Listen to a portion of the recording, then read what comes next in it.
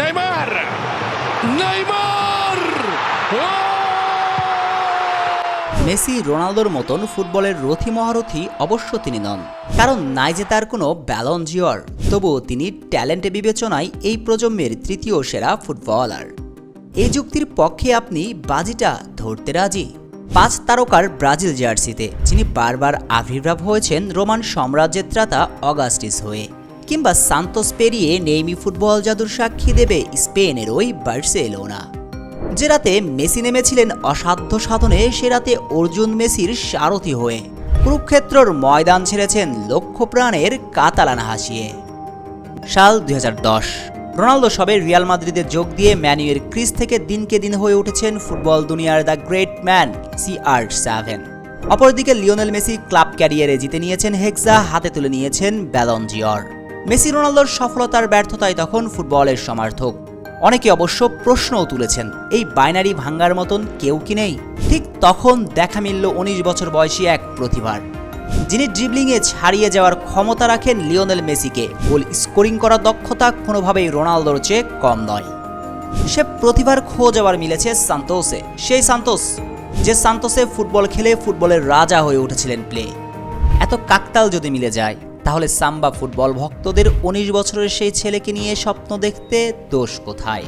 তবে সে স্বপ্নের পূর্ণতা দিতে আসতে হবে ইউরোপে, উড়াতে হবে শ্রেষ্ঠত্বের পতাকা। তাই তো এক পাহাড় সম স্বপ্নকে বুকে নিয়ে আটলান্টিক পাড়ি দিয়ে বসত গড়লেন স্পেনের কাতালান রাজ্যের রাজধানী বার্সেলোনা শহরে। এসবের মাঝে ঘনিয়ে আসলো আরও একটা বিশ্বকাপ, আরও স্পষ্ট করে বললে নেইমারের ক্যারিয়ারের প্রথম বিশ্বকাপ। বিশ্বকাপে সেলেসাও জার্সিতে বল পায়ে তুলেছেন নন্দনের সুর। ডান পায়ের কারুকার্য, চোখ ধাঁধানো ড্রিবলিং আর মন মাতানো শৈল্পিক ফুটবলে মাতিয়ে রাখলেন ফুটবল পিপাসুদের।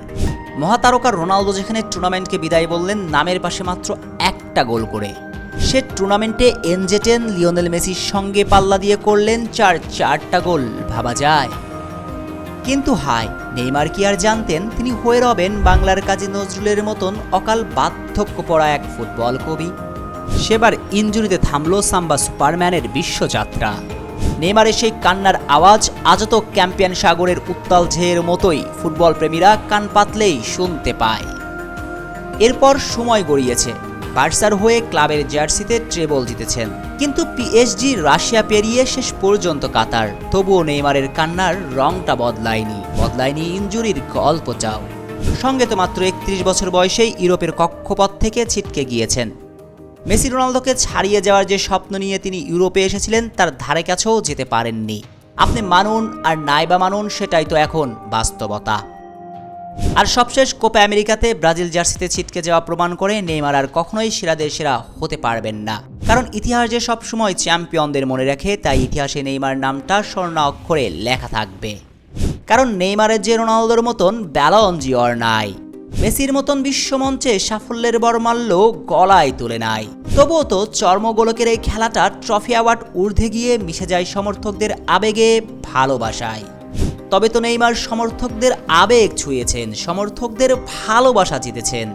তবে কেন নেইমার থাকবেন না ইতিহাসের পাতায়? সে প্রশ্নটা না হয় নেইমি নিন্দুকদের কাছে তোলায় থাকলো। শেখ আসাফুদ্দৌলা অনিক, টিম স্পোর্টস।